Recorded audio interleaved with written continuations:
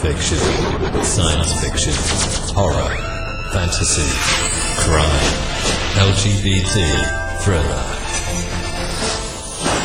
You have now entered the House of Mystery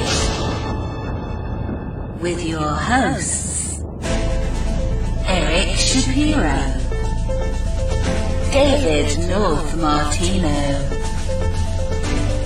John Copenhaver, and Al Warren. Heard on KCAA 106.5 FM Los Angeles, 102.3 FM Riverside, and 105.0 AM Palm Springs. Now we are doing an interview today, and today we are talking about Unrigged, how Americans are battling back to save democracy. That's the name of the book. The author is David Daley. So we have him on the line. Hello, David. How are you doing? I'm good. How are you, Al and Joe? Thanks for having me on. Oh, you're more than welcome. I was just going to say, now, what encouraged you to write this book? You know, it's a great question. I had written an earlier book about partisan gerrymandering with a title that probably unfit for a family radio show, because a partisan gerrymandering is also unfit for partisans for a family radio show. And it was a depressing book. You know, it was really a downer because the combination of gerrymandering and a lot of the kind of voters suppression that had followed that had turned a lot of our states, you know, deeply anti-majoritarian. And it was hard to see kind of a way out of it, with politicians sort of so safely insulated from the voters. It was hard to do anything to make a change. Even a majority of voters couldn't do that. And I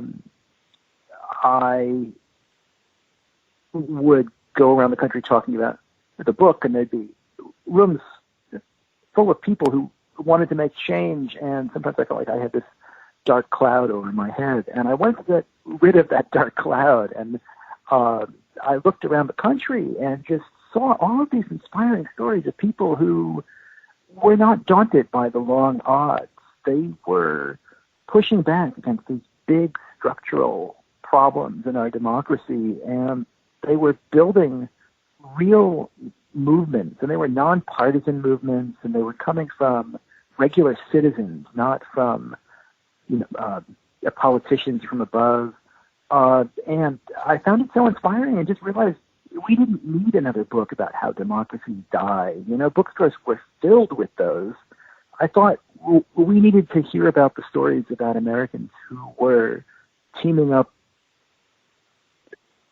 pushing back, fighting back, and winning, and trying to, you know, paint a better future. So what are those big structural problems in our politics that you identified that need to be pushed back against? Really, this book started with a woman named Katie Fahey in Michigan. She was 27 years old and worked at, you know, an environmental recycling group in Grand Rapids, Michigan. And a couple days after the presidential election in 2016, she had Trump voters in her family and Bernie and Hillary voters in her family. And I think she was already kind of, you know, worried about turkey and mashed potatoes flying through the air at Thanksgiving. And she went to Facebook and she wrote, "I'd like to do something about partisan gerrymandering in Michigan. If you want to do this too, join me." And this goes viral in a really weird way. And she ends up building this movement of about 4,000 volunteers, and they go out and they collect 430,000 signatures. It's the first time in Michigan history that a constitutional amendment makes the ballot without someone hiring paid petition gatherers to go out and collect those signatures. And they put it on the ballot, and they overcome money from the Koch brothers, and they overcome money from the Chamber of Commerce in the state, the Voss family, and they win with more than 61% of the vote out there. So you got to get Democrats, Republicans, and Independents to win at that level. And partisan gerrymandering had been a huge problem in Michigan.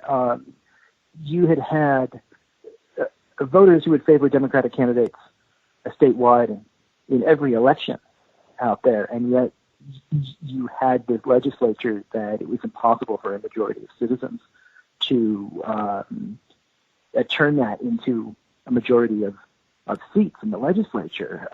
And what you will have in 2021 are, actual citizens drawing the district lines out there. So it'll be this huge change. So some of the things I chronicle in the book are these fights, against partisan gerrymandering. I went up to Maine and chronicled the fight for ranked choice voting, which is where citizens, get the ability to rank their top choices instead of simply choosing one person. And Maine had this long tradition of independent candidates and third parties.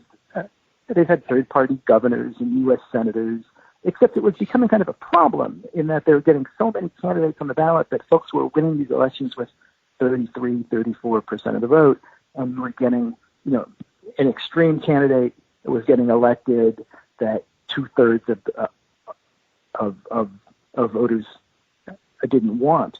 So they said, we can protect our tradition of independent politics if we allow people to rank their choices. Go 1, 2, 3, make it kind of like an instant runoff. Voters get more choice, and we end up with the person that, most people actually, want to have in office. And the political establishment in Maine fought this hard, Democrats and Republicans. They essentially, wiped it out in the assembly after voters passed it. And voters applied something called a people's veto. And they went out and they collected signatures and did a people's veto and put it back on the ballot a second time where it won again. So voters really, forced this to happen. Went down to Florida, and Florida has the toughest laws in the country about former felons who've gotten out of prison not being allowed to win their voting rights back. And this had really disenfranchised 1.7 million people there, which is 10% of the adult population in Florida. Folks who had served their sentences were back out, paying taxes, deserved to have their voice in civic affairs back, just as it would be in 47 or 50 other states. And you had this incredible moral movement there, the black and white, Democrats and Republicans. This one actually saw the Koch brothers and the ACLU teaming up, Trump voters on Harleys and radical criminal justice reformers on the other hand. And they managed to win this constitutional amendment there with 64% of the vote. So, a question that's about race and voting wins with almost 2/3 of the vote in a state that's going pretty red. So you were able to see this kind of moral, nonpartisan movement come together around voting rights and fairness. And I think that happened around the country in a way that ought to, show us that perhaps our politics are not as polarized as we think. Yeah, none of these victories are ever that clean, though, right? I mean, here in Florida, yeah. I mean, I think it was the people passed the idea that felons would gain their rights, and then the new governor sort of did everything he could to sort of take those rights back by requiring that, if they owed any money to the state for their incarceration or any court fees or anything, that they couldn't vote, which is almost like a poll tax. But it just shows you that, there is an entrenched establishment who really wants to do whatever it can to maintain whatever advantage it has at any given time, and they're happy to, sacrifice people's rights for that advantage. I think that's exactly right. The history of voting rights in this country is not a straight line towards progress. It is, it zigs and zags. And if we had settled any of these issues, we didn't settle these issues by passing the 13th, 14th, and 15th Amendments after the Civil War. We didn't settle these issues with the passage of the Voting Rights Act, and they didn't get settled in Florida when 64% of voters restored felon voting rights. The legislature continued to sort of monkey around with this after the fact. But the courts have stood up down there, and it appears that the Citizen Amendment will be allowed to go forward. I imagine the U.S. Supreme Court will get the last word on that. But they certainly did add what appeared to be a poll tax on top of that. And Florida is one of those states that's done a lot of cash register justice. But even in the worst case scenario there, if you held back all of those voters all of those citizens who could not afford to pay those fines and fees, you'd still have somewhere between 350,000 and 700,000 voters who were eligible to vote who were not a year and a half ago. So it's certainly a step and a half forward and then a half step back, and that's politics. So what about gerrymandering? I mean, this has been an issue that's been around for a long time. It seems like there is no good answer to drawing congressional districts within states. I mean, there are no natural bounds. It's not like a state where, it's clear that the senator represents the people within that geographic boundary of the state. Here, these are sort of unnatural boundaries that have to be withdrawn potentially every 10 years, depending on the census. I mean, is there a best way to do this? And what are the problems that you think need to be avoided in the drawing of congressional districts? There are some better ways of doing it, and I think what we also want to remember is that there are also the worst ways of doing it. And right now, America has really cornered the market on the worst ways of doing it. We allow our politicians essentially to draw these lines and to choose their own voters, and no other modern democracy in the world allows that to happen. It's just the ultimate fox garden. It's our collective henhouse.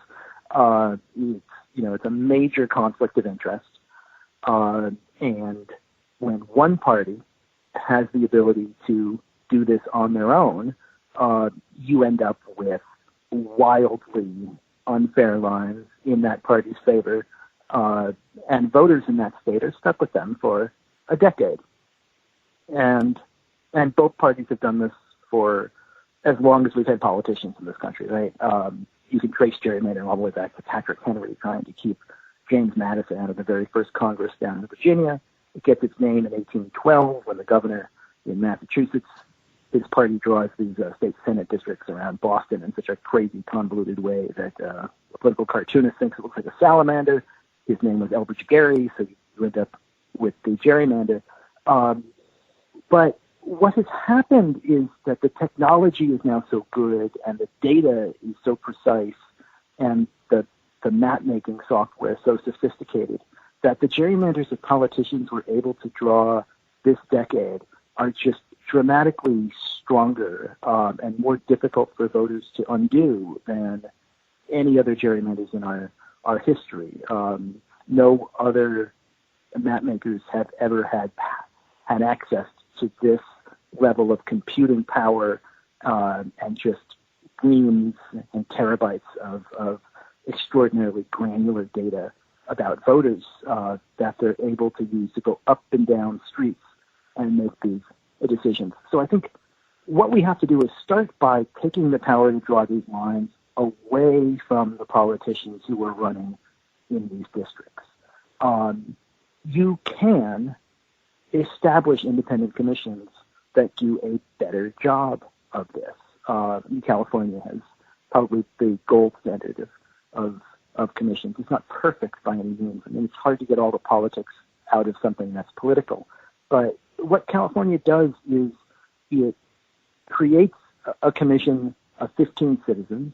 You have to go through a rigorous application process to get on there. You've got an equal number of Republicans, Democrats, and independents. It has to be completely transparent. They go through incredible numbers of public hearings in which they listen to citizens about which communities of interest ought to have to stay together. They draw all of the lines in public. They have to then, at the end of the process, write essays about why they made certain decisions as opposed to making other decisions. And they require a supermajority of the Republicans, Democrats, and independents on the commissions. There has to be a supermajority within each of those groups backing the map for it to move forward. So the Democrats and independents can't team up on the Republicans and cram a map down their throats, or any two groups that can't do that. And so in many ways it forces transparency, it creates consensus. In some ways it's kind of the politics we'd like to have in this country, right? I mean, imagine that. People are assigned a problem to solve, and they have to sit in a room and listen to other experts on the process and try to solve it together, and come to an agreement. So if we could come up with a transparent process that actually mimics the kinds of politics we would like in the drawing of our districts, it just seems like it would be a wonderful win. Well, I mean, that's talking about process, but the question is, sure, for me, it would be about outcome. And yes. it's if I was a sitting politician who wanted to stay in office, I mean, I would want to draw districts that kept people who consistently voted for me together, and then write out out of my district anyone who didn't. But that's always going to be there. I mean, you are always going to have communities that are, I guess, politically segregated in the sense that you will have, Democrats living in one place, Republicans, living in another, and there's not much you can do about that. So you're still sort of drawing there. So even if you have a transparent process, what does that process get you if you still wind up with some districts that are going to be all Republican or consistently majority Republican or vice versa, consistently Democrat? I mean, what do you think should the policy goal should be? Should we have 50-50 mixed districts? Should we have districts that are far more diverse, either politically, demographically than they are now? I mean, what can be done, I guess, to achieve some particular goal? I mean, what is the goal? More competitive districts? I think it's a great question, and I think it gets to the heart of a lot of this about gerrymandering. I mean, drawing districts is really a question of values. It's a question of representation and how you imagine representation to be best defined. And I think that you've mentioned several different ways that you could define representation. It could be more competitive districts. It could be districts that hold specific communities of interest together. Maybe there's an economic or a cultural interest that it needs representation. Maybe it is holding specific counties together. Perhaps it's compactness or contiguity. Other folks have talked about trying to create an outcome in the state that actually mirrors the political sensibilities of the state. So, in Maryland right now, for example, there are 8 districts, and Democrats have 7 of those 8 districts. But the state has a Republican governor, one of the most popular Republican governors in the country. So clearly there are plenty of Republicans in Maryland, but they hold 12.5% of the state's congressional seats. So you've got something is out of whack there. You know, it's the same thing in North Carolina, where there's a Democratic governor and Republicans control 10 of the 13 seats there. You know, Democrats drew the lines in Maryland to give themselves 88% of the seats. Republicans drew the lines in North Carolina that gave them about 80% of the seats. And when you have a fair statewide election without those lines, folks choose the other party. So there are lots and lots of ways that you can measure this and try to get a better outcome. I mean, I think we talk sometimes about geography and the big sort, Democrats being, you know, in big cities, Republicans being spread out more consistently. But I think that doesn't really get in the way necessarily of drawing fair districts. You look at a place like Pennsylvania, where, you know, it's often said Pennsylvania is, you know, Philadelphia on one side, Pittsburgh on the other, and Alabama in the middle. And that was what Republicans said as they tried to defend a map that they drew in 2011 that gave Republicans 13 of 18 seats in you know, probably a bluish purple state. And they said, well, it's just the natural geography of the state. There's no other way to do this.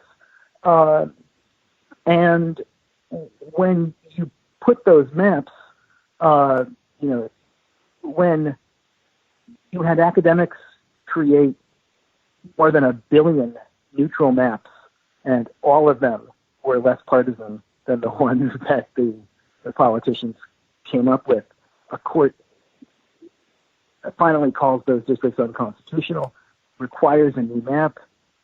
They bring in a neutral special master, an academic out at Stanford, who draws a map. It's more contiguous. It holds more counties together. It looks more normal. And it's also more competitive. It's a 9-9 map now. So you go, even in these states that appear to be kind of, you know, geographics and demographics might get in the way of fairness, but it's not the case when you sit down and draw a fair map. You can do something that actually reflects the politics of a place. And I think that that's really what you want to have. You want to be sure that a delegation reflects the real political mix of the state, and that a majority of voters always have the ability to turn that around. Now, I guess one concern I have with this, and I'm all for not having crazy districts that are designed to advantage powerful incumbents, is that we sort of wind up thinking about process over policy, and it's sort of, well, how can we get, you know, a particular outcome between two parties, as opposed to how can we get better policy, or how can we get policies that people want, even if these policies are terrible. So I guess I sort of see myself as somewhat as a realist when it comes to democracy, knowing that there are, you know, as good as democracy is, it's only better than the other forms of government, and it doesn't. It's a process that doesn't necessarily guarantee anything good. So we can redraw districts, but at the end of the day, if we're still getting lousy policy, then what have we really gotten?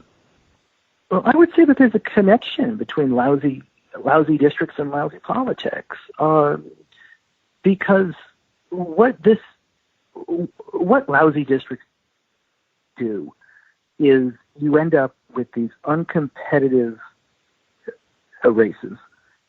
You have general elections in November that simply aren't competitive. So the only action comes in the party primary, because it's really, really hard to get a good challenger or a well-funded challenger in a race that they know they're going to lose.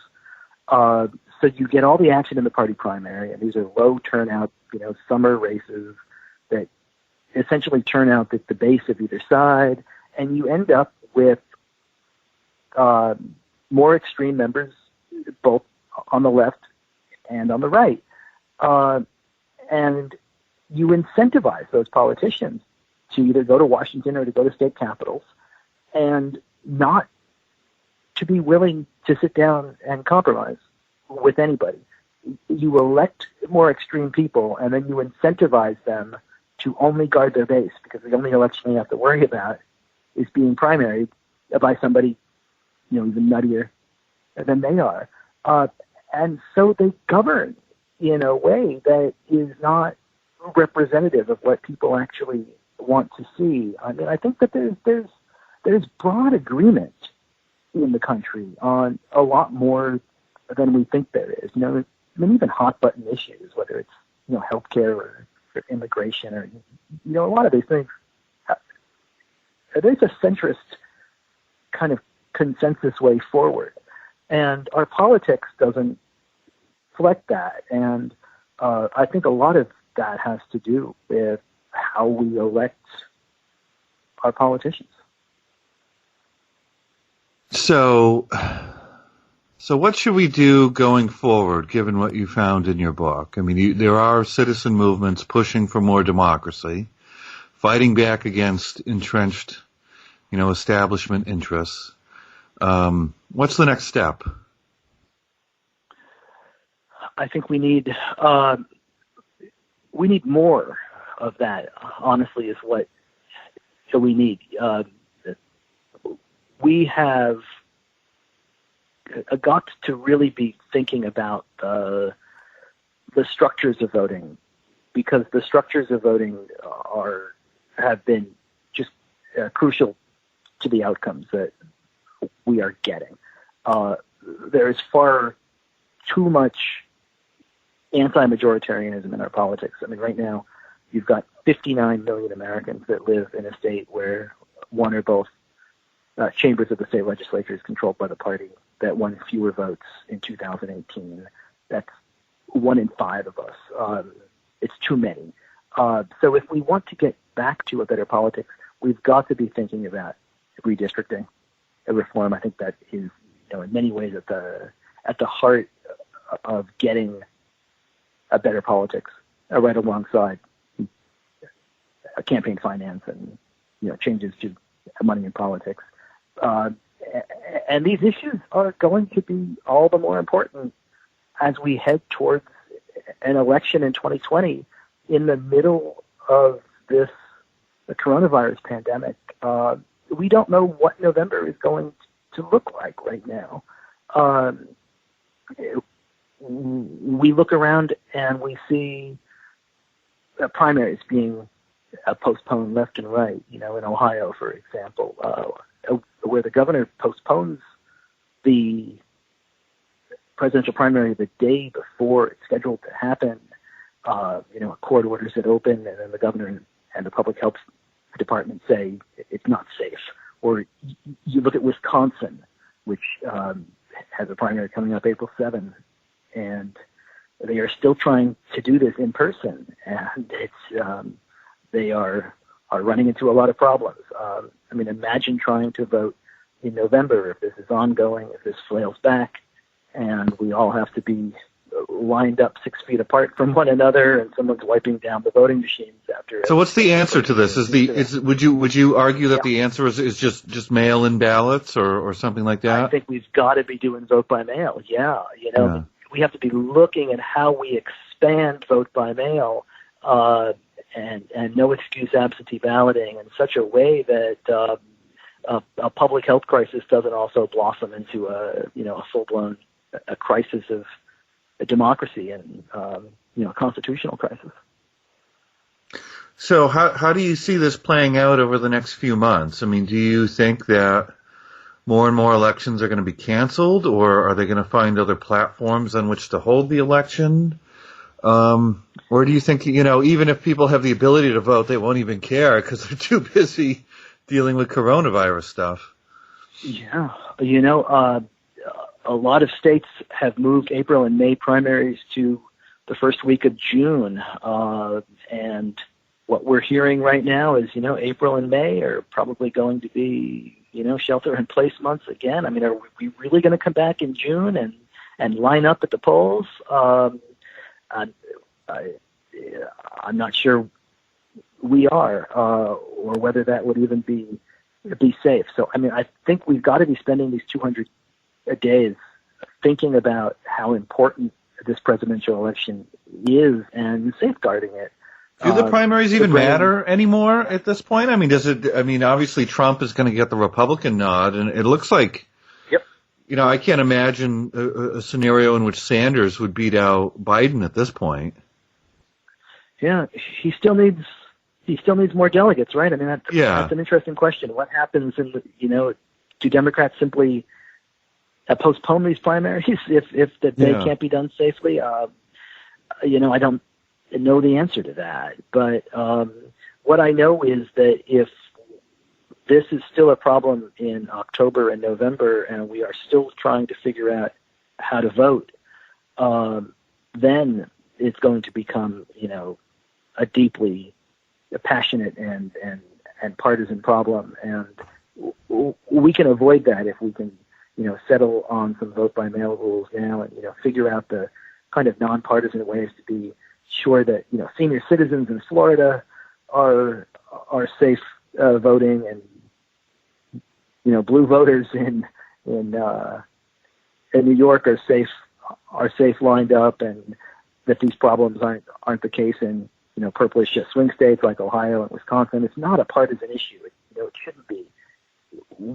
We've got to come together here and figure out how to do it. And they included $400 million in the stimulus package to, think about this, which was far less than the $2 billion that election reformers said they would need to kind of put vote by mail in place. A $2 trillion package can't include a $2 billion, essentially a rounding error for a democracy. Seems like a mistake. Some states already have vote by mail, and I think all states have at least some amount of voting taking place by mail.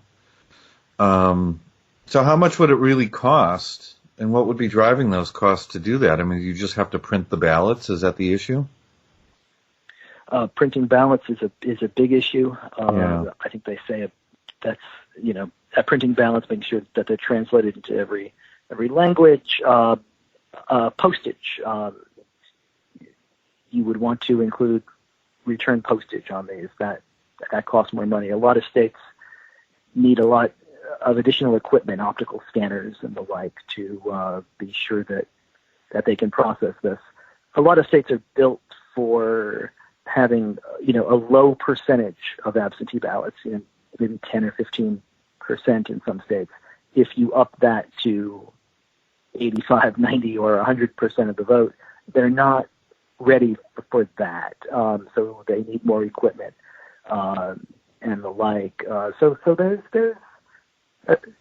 there are laws that have to be passed. In some of these states, right now you can do some kind of mail-in voting in every state, but there's still a third of our states in which you need specific excuses to cast an absentee ballot. And believe it or not, a pandemic is not one of them. There's a lot that, still has to be done. So, looking forward to the next few months, I mean, what do you think has gone right thus far in our politics, given the virus, and what's gone wrong? Oh, it's a good question. I think that this has really exposed the need for us to modernize our elections. I think so much of this, as we look forward, we have an election in 200 days, and we are not prepared to conduct democracy during a pandemic. And it's easy to say, well, who could have imagined? But if we had a more robust vote by mail operation set up that made voting easier, something many states do and that many countries around the world have already figured out, we would be in a better position right now.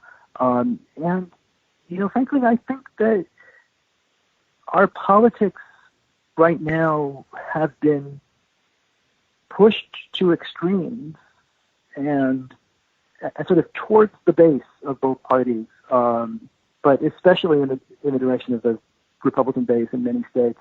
And what we're seeing, is you have a president who I would argue has been behaving in office as if he is the president of red state America and of his base, as opposed to the entire country, and has been thinking about his path to re-election as being kind of the exact same path that the same inside straight that he was able to pull in 2016. And this was a president that did not want to face up to the real risks of this virus and kind of plan for it, because it seemed it would hurt his reelection. And you have kind of an anti-science wing of that party and an anti-news media wing, and they were kind of very happy to sort of call this a hoax manufactured by fake news media, and a certain percentage of the country was inclined to agree. So I think I'll just give you some numbers on that, because I actually polled on this last week. I mean, we have 30% who think that it's been exaggerated, and we polled on this 2.5 weeks ago. So 30% of the country thought it was exaggerated to hurt President Trump, and that was the question we asked. And the people most likely to believe that are people who really like Trump and pay attention to the news. So if they're getting that message, and they're inclined to believe what Trump says, then they're going to buy that. And then we don't have very good causal evidence yet because we're in the middle of a pandemic, but it looks like those same people are the ones who are least likely to, wash their hands, social distance, and take appropriate measures. So, there's a real danger there when you have people spreading these conspiracy theories out there. So. Let me ask you this. So, what can we do to get better candidates?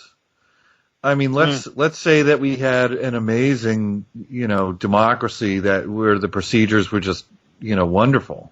We could still wind up with terrible candidates. I mean, Trump might still get elected, even if we had better methods of voting. So how can we, have better people? I think that there's a little bit of chicken and egg here, I guess, right? I mean, I think I think it's very much interconnected. When you look at, and so I hesitate to make another structural suggestion, but I love ranked choice voting, especially in party primaries. I mean, Democrats had 25 different candidates this year, and they sort of forced it down really quickly to 4 or 5, and then before most folks voted, kind of forced it down to 2, and everybody kind of voted based on electability or these kind of strange notions that it's really hard to quantify. If you could put your candidates in order, you would end up with a better outcome, and you'd have better candidates. We end up with, 2016, you had the 2 most unpopular major party nominees of their party ever. Trump emerges again as kind of a plurality winner. He was always winning 35-40% in these primaries. Most Republicans wanted someone else all the way to the end. If you had been able to do kind of an instant runoff, you would get a better candidate, and you would end up with a stronger nominee, a less extreme nominee. And I think that this is the same thing in state legislatures, for Congress. In Georgia, more than 80% of state legislative elections go uncontested because people look at those races and they say, I can't win because of the districts. So, of course, you're going to get lousy candidates. You would get better candidates if people thought that there was a chance that they could win. I mean, 2016, North Carolina and Wisconsin, 50% of all state legislative races, completely uncontested. People looked at these local races and said, I don't have a chance of winning here, so why bother wasting my time and my money? We would get better races and better candidates, and then candidates we were all, I think, a little bit prouder of if we fixed our systems. Should people have lower expectations in terms of what they're going to get from politics? I mean, it seems to me that there's so many people who want our government to do all sorts of stuff, you know, whether it's address social and moral issues or economic issues and whatnot. It seems like the demands that people have are very high, and they often go in radically different directions. I mean, should people just want less? We're certainly getting less. Well, I mean, I would like to expect more competence, even if I don't get, you know, massive legislation that does what I want it to do. I think we don't have any right to everything we want out of politics, but I think we do have a right to hope that a majority of citizens can move their government in the direction that they want it to go, and that seems like a basic enough principle, and we don't have that, and I think we have to find a way to get ourselves back there, or else it's really easy just to lose faith in this altogether, and then imagine the kinds of politics we would get if everybody kind of throws their hands in the air and says, there's nothing I can do here. Maybe voting doesn't matter after all. You know, I think that's just as big of a danger. I mean, one thing I think that the coronavirus has exposed is that, you know, we can vote for people on our team and we can vote for people who tell us the things we want to hear, but competence is a very different thing. And that seems like something that, managerial competence seems like something we don't really care about. We've destroyed expertise. We've destroyed science. We've destroyed managerial competence. Yeah, there's you know, our faith in the news media, our faith in science, and you know, in experts has all deteriorated. You know, our faith in institutions and their ability to competently do the right thing. You know, and a lot of that is fair. A lot of our institutions have failed. The question now is, how do we improve them, and how do we survive, you know, a virus that really needs that kind of competence and authority and scientific credibility? Yeah, I have to wonder, how can we make primaries more about picking competent people?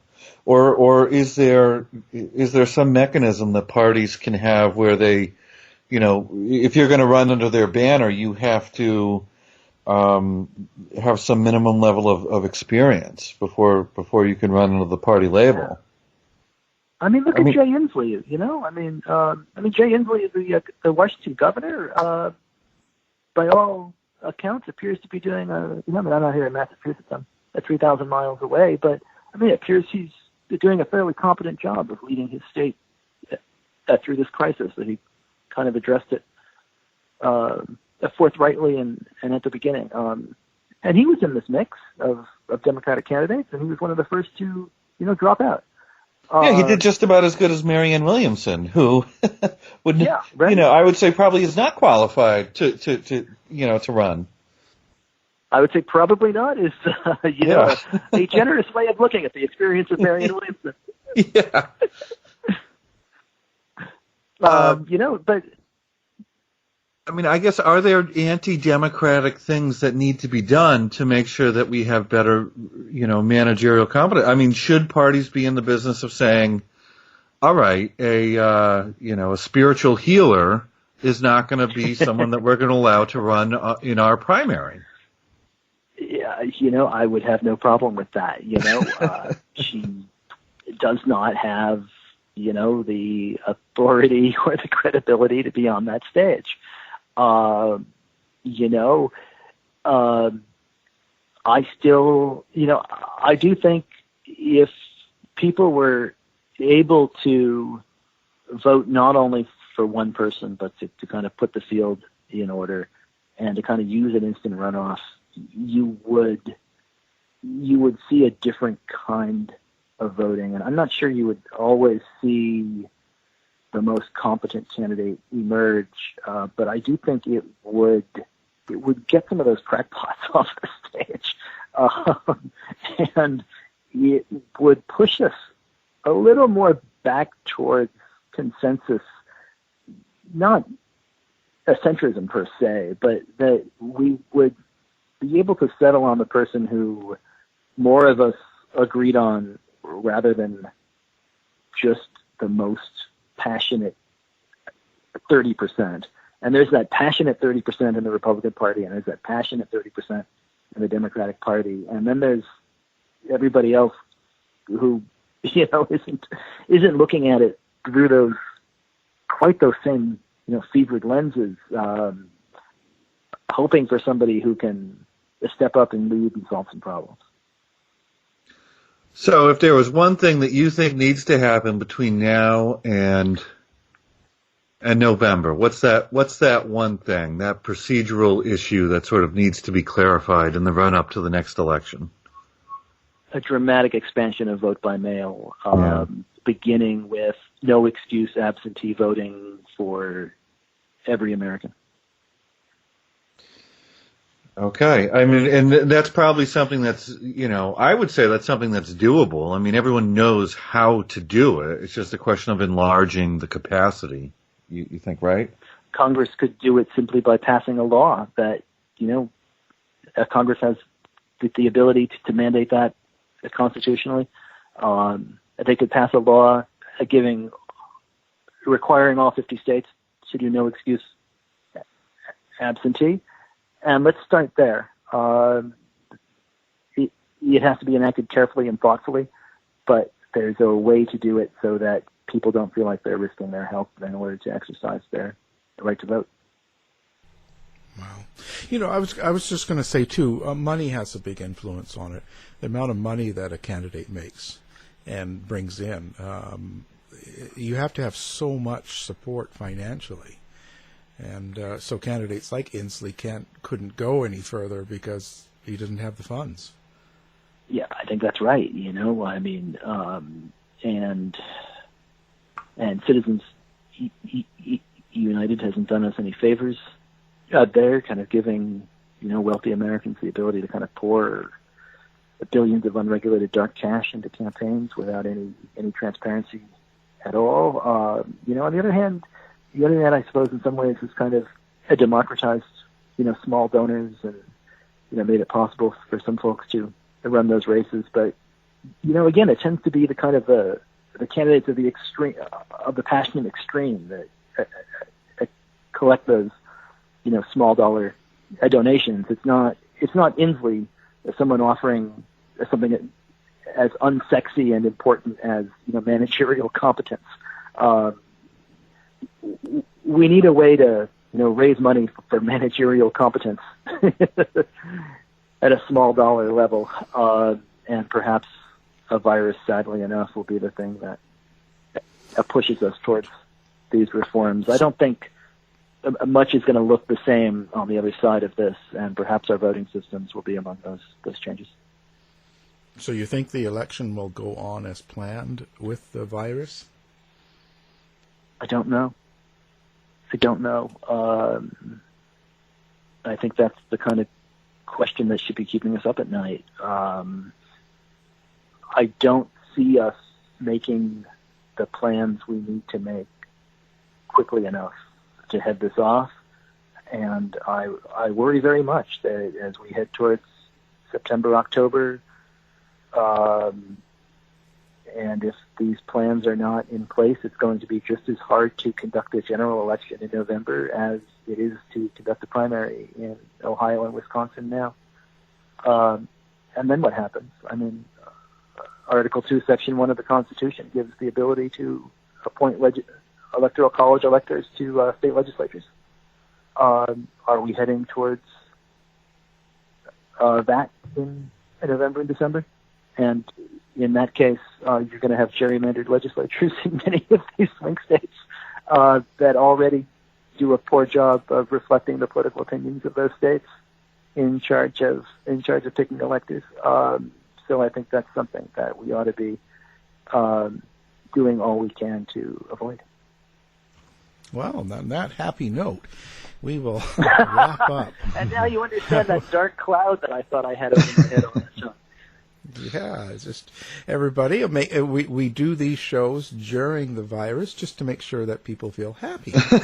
We're here to cheer you up. There's a lot of hope and optimism in this book. There really is. Well, that's a good thing. Now, do you have a website or something people can go to feel better? Yeah, I'm Dave Daley 3 on Twitter. You can find the book on Amazon or your local bookstores nearby. I don't have a website collecting all this stuff, but you can find both books out there, and your local bookstores certainly need the support right now. Fantastic. And we all have lots of time to read. Yeah, and we'll have your book up on our website as well, so people listening can pick up the book. And the book is called Unrigged, How Americans Are Battling Back to Save Democracy. And our guest has been the author, David Daley. Thank you for being on the show. A pleasure. Thanks, guys. You've been listening to the House of Mystery radio show. To find out more about our guests, hosts, or shows, go to www.houseofmystery.com. Show's over for now. Was it as good for you as it was for me? Yeah. Good night. This has been a production of Something Weird Media. I'll be back.